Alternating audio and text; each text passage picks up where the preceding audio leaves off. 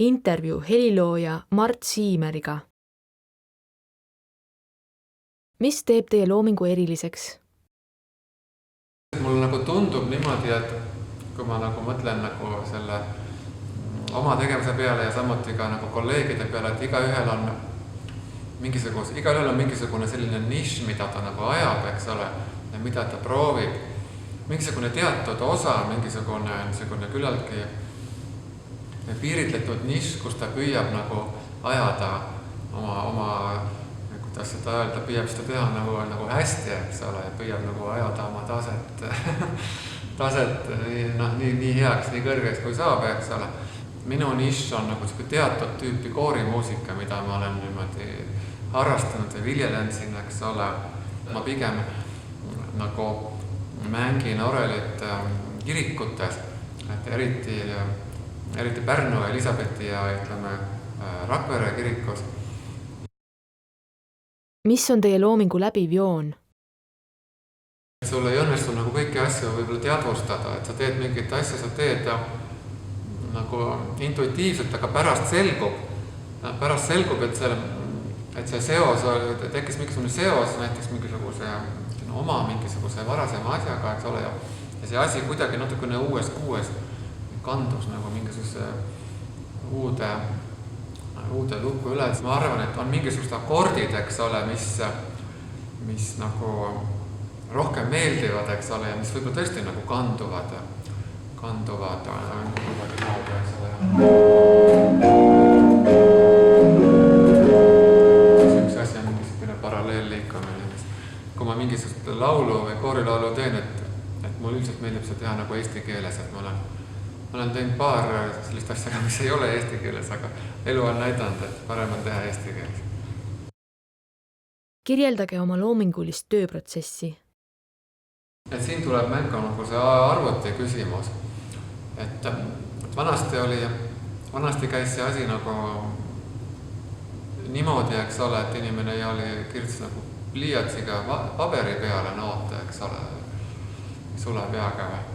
Näiteks üks Soome helilooja Magnus Lindberg, kes kuskil 20 aastat tagasi pidas meil workshopi, tema ütles sellise mõtte, et temal on umbes kolmandik, et ühe kolmandiku istub nagu klaveri taga, otsib midagi, see on kindlasti tähtis, ma ütlen, et see on mul ka, et kas klaveri taga või oreli taga midagi mängin, eks ole, midagi otsin, eks ole, ju.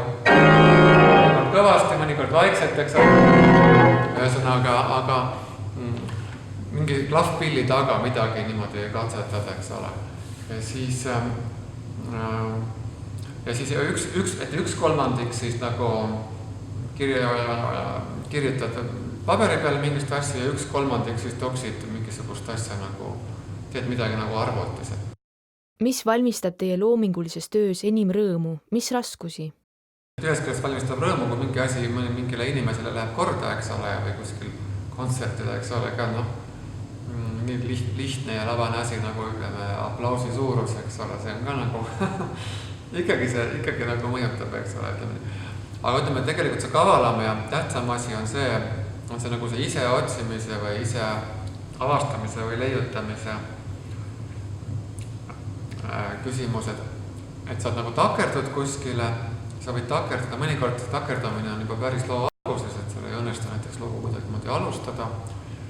Mõnikord sa võid niimoodi öelda, et ma leidsin uue mingi akordi, mingi kooskõla, mida mina isegi ei tea, kes seda kasutas ennem või kas seda on kasutatud, aga ma leidsin sellise kooskõla, mulle see meeldib, eks ole, mingisuguse rütmi või mingisuguse fraasi või mingisuguse meloodia jupikese, ja see on kuidagi see, mis istub kuidagi alateadvusse sisse ja mis hakkab nagu meeldima, sest ta nagu, et mingisugune motiivikene hakkab nagu justkui mingit oma elu elama. Nii-öelda pillidele kirjutatud klassikalises muusikas, eks ole, pillidele või häälele on see asi, et sa pead noodi valmis kirjutama.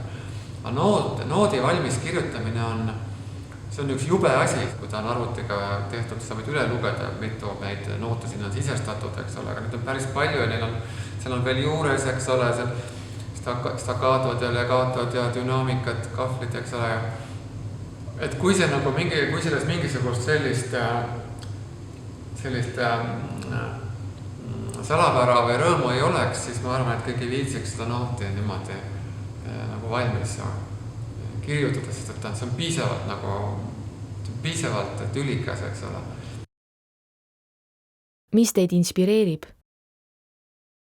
Natukene metsa ja natukene merd, eks ole, ja natukene linnulaulu, seda ka kindlasti, eks ole.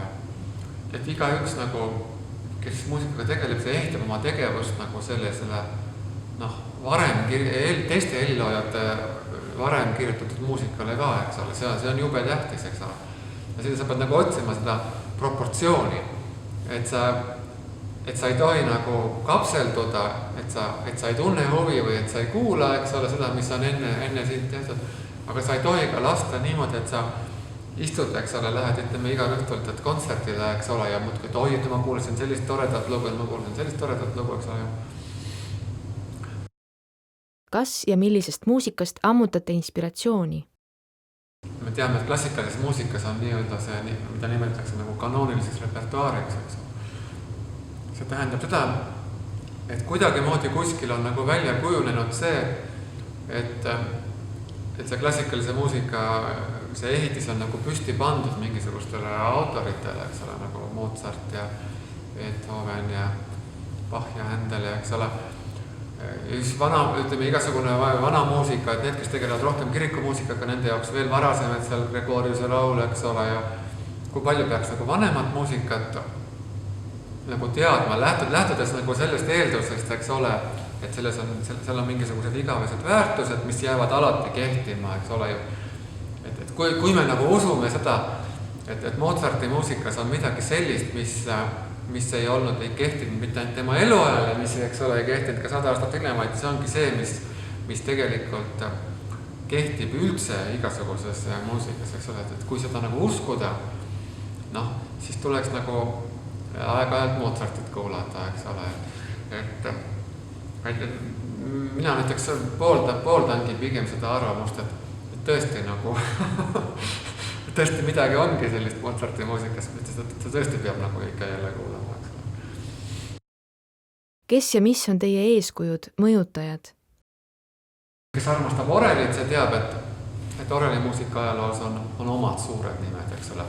Aga kindlasti igaühte mõjutab ka see, ütleme, kelle juures ta ise noorena õppis, eks ole, et mina olin Eino Tambergi õpilane. Pärdi muusika on Eestis ikkagi väga palju, võib-olla mitte kõiki inimesi, eks ole, aga nii palju, kui ma nagu mõtlen kolleegide peale, ma arvan, et kõik, kes Eestis muusikat kirjutavad, et nad on ühte või teist pidi, on nagu ikkagi väga nagu Pärdi muusikast.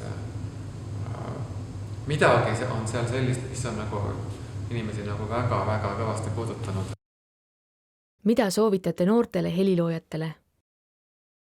Sul peab nagu tulema mingisugune see äratundmise hetk, et see tegevus on tõesti sinu jaoks nii tähtis, et sa oled nõus nagu loobuma mingitest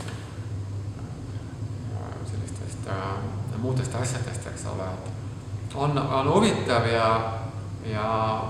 On huvitav ja tore, aga on ka päris väljakutsuv.